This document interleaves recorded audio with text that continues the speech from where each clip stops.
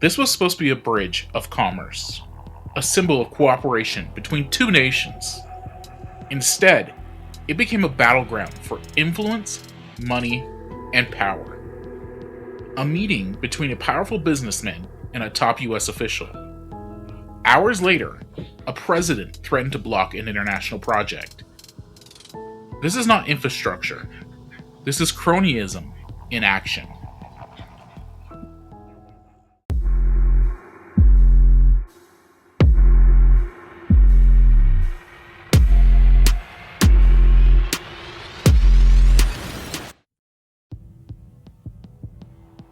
The Gordie Howe International Bridge is one of the largest infrastructure projects in North American history.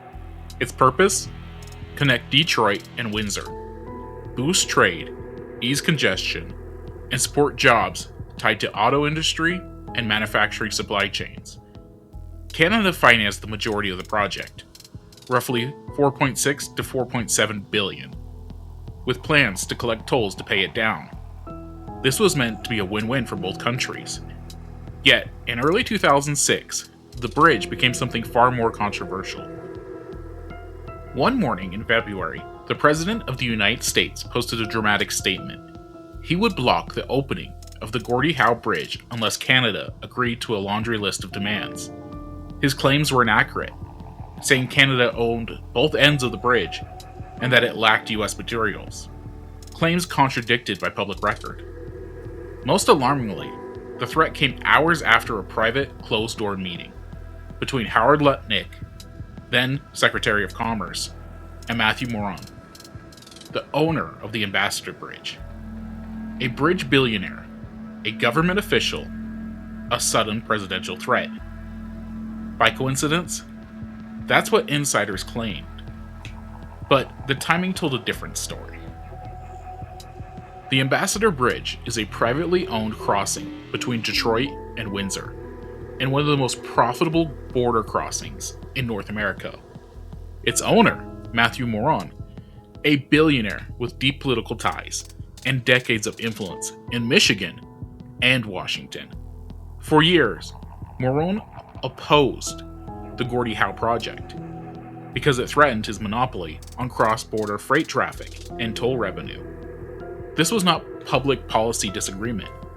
It was self-interest, and powerful self-interest.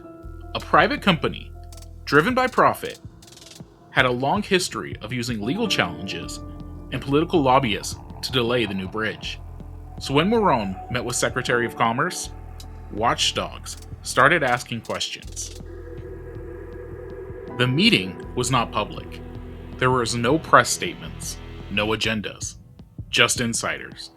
According to reporting, hours after that meeting, the presidential threat appeared, almost verbatim echoing the criticisms that Moroun's camp had been making privately.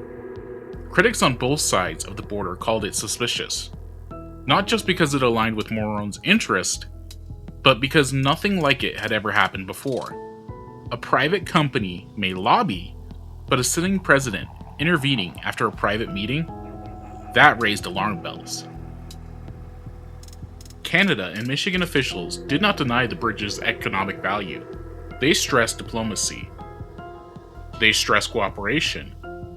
But now the project was caught in a toxic mix of economic protectionism, political messaging, private influence. Instead of being about jobs and trade, the bridge became a symbol of preferential access and crony influence. One legal analyst said, "This looks less like policy and more like pressure on behalf of private interest." This is where infrastructure intersects with power, and not in a transparent way. This isn't about one bridge. US-Canada relations have faced tensions over tariffs, supply chains, and global positioning. Trade isn't abstract. It affects factories, jobs, and communities. The Gordie Howe Bridge was designed to strengthen that relationship. Instead, for a moment, it threatened to fracture it.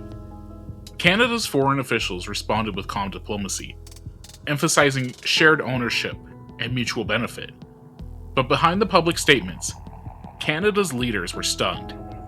A major infrastructure project, one decades in the making, was suddenly jeopardized by what appeared to be a domestic political calculation. When private profits shape public policy, when secret meetings produce executive threats, when infrastructure becomes leverage, the line between governance and favoritism is blurred. Infrastructure should be about people and progress, not influence and special access. This controversy laid bare a truth many Americans fear. Policy can be shaped not by the public good, but by those with money and proximity to power, especially when no one is watching. The Gordie Howe International Bridge still stands, mostly completed and poised to open. But the questions remain. Was this an isolated moment of political theater, or a signal of how influence can bend public projects? When powerful private interests sit with government officials out of sight, whose voice matters most? A bridge was supposed to connect two nations. Instead, for a time, it revealed what divided them. Not steel, not borders. Power, influence, and corruption.